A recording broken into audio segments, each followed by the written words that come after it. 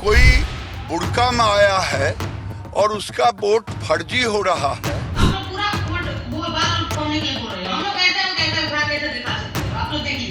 ये पाकिस्तान नहीं है जो यहाँ शरिया कानून है।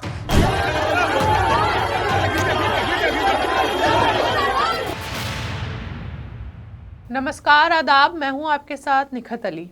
वोट चोरी की पोल खुल जाने के बाद भाजपा के अंदर जो बौखलाहट है वो चीख चीख कर बयान कर रही है कि बिहार में खेल होने वाला है। बिहार में पहले फेज की वोटिंग हो चुकी है और वोटिंग से एक दिन पहले राहुल गांधी ने हरियाणा में वोट चोरी को लेकर जो खुलासे किए उसका असर बिहार के पहले फेज की वोटिंग में भी नजर आया। वोट देने आए लोग पीएम मोदी का नाम लेकर वोट चोरी के नारे लगाते नजर आए।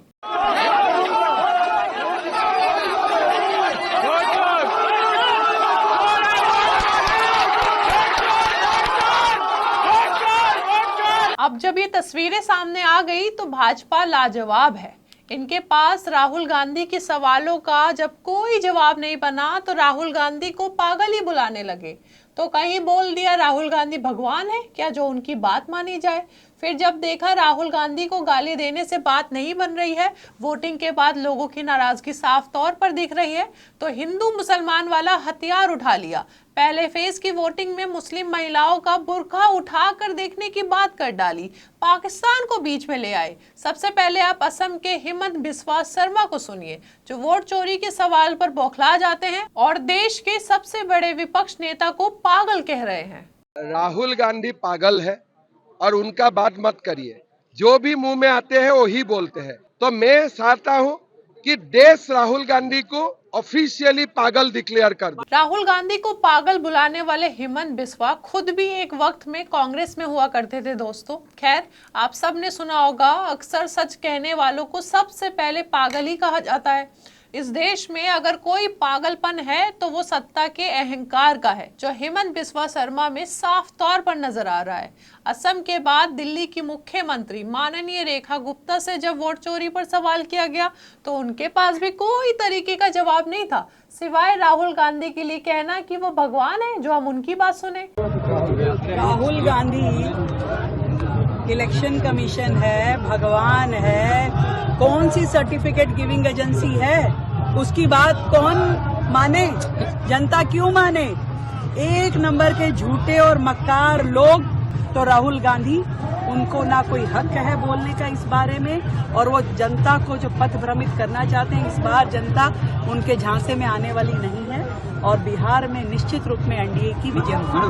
रेखा गुप्ता के मुताबिक 14 नवंबर को उनकी सरकार बन रही है, लेकिन शायद माननीय दिल्ली की मुख्यमंत्री को बिहार की ये एक तस्वीर भी देखनी चाहिए जहां बिहार के डिप्टी सीएम और लखीसराय से बीजेपी प्रत्याशी विजय कुमार सिन्हा का बिहार की जनता ने क्या हाल किया है। उनकी गाड़ी पर लोगों ने गोबर और चप्पलें फेंकी, यहाँ तक कि गांव वालों ने विजय सिन्हा को गांव में घुसने तक नहीं दिया। सुरक्षा कर्मियों ने बड़ी मुश्किल से विजय सिन्हा का काफिला वहां से निकलवाया। अब आप तय कीजिए कि रेखा गुप्ता के दावे कितने सच होंगे।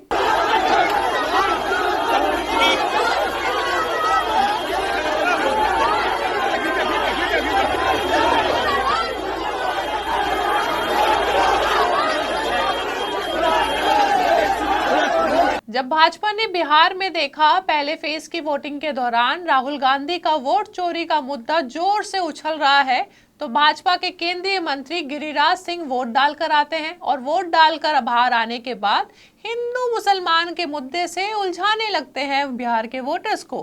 कहते हैं कि बुर्का वाली महिलाओं का चेहरा दिखाना चाहिए, ये पाकिस्तान नहीं भारत है।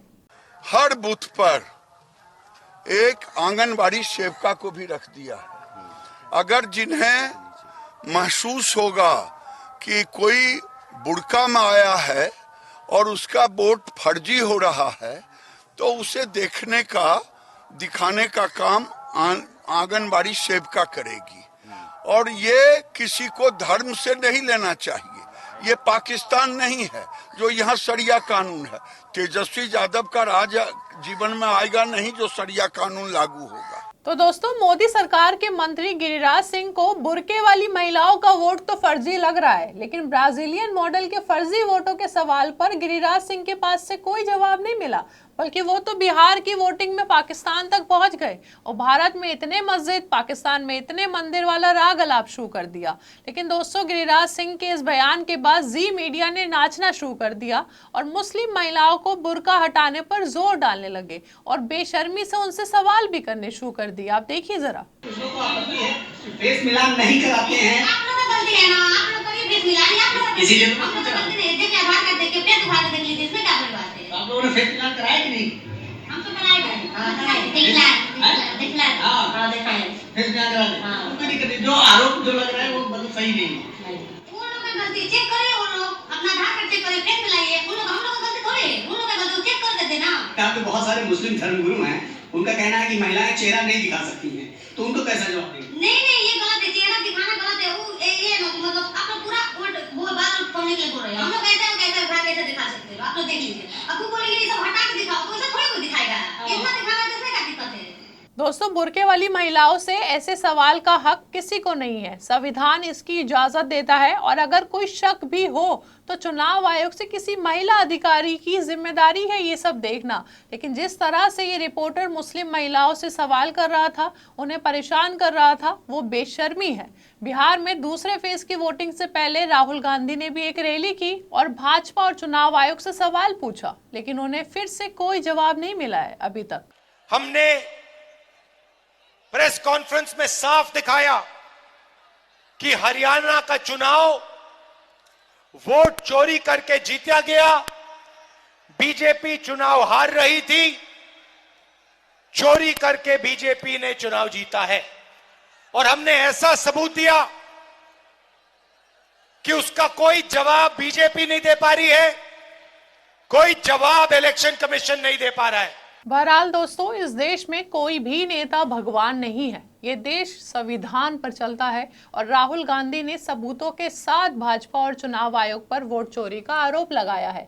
अगर राहुल गांधी गलत है तो चुनाव आयोग राहुल गांधी के खिलाफ कोर्ट जाए और नहीं तो इन आरोपों का वो भी सबूतों के साथ जवाब दे। सवाल पूछे जाने पर वोट चोरी के मुद्दे को पागल बताकर टरकाया जा रहा है या तो हिंदू मुसलमान करके उलझाया जा रहा है। लेकिन बिहार की जनता वोट चोरी पर सवाल कर रही है और पहले फेज की वोटिंग के बाद जो रुझान नजर आ रहे हैं वो बता रहा है कि 14 नवंबर को बिहार में खेला होने वाला है। बिहार में पहले फेज की वोटिंग और वोट चोरी पर आप क्या सोचते हैं? अपनी राय हमें कमेंट बॉक्स में बताइए। हमारे चैनल आर्टिकल 19 इंडिया को सब्सक्राइब कीजिए और बेल आइकन को प्रेस कीजिए ताकि हमसे आने वाली हर खबर आपके पास फौरन पहुंचे। अब इजाजत दीजिए, बहुत बहुत शुक्रिया।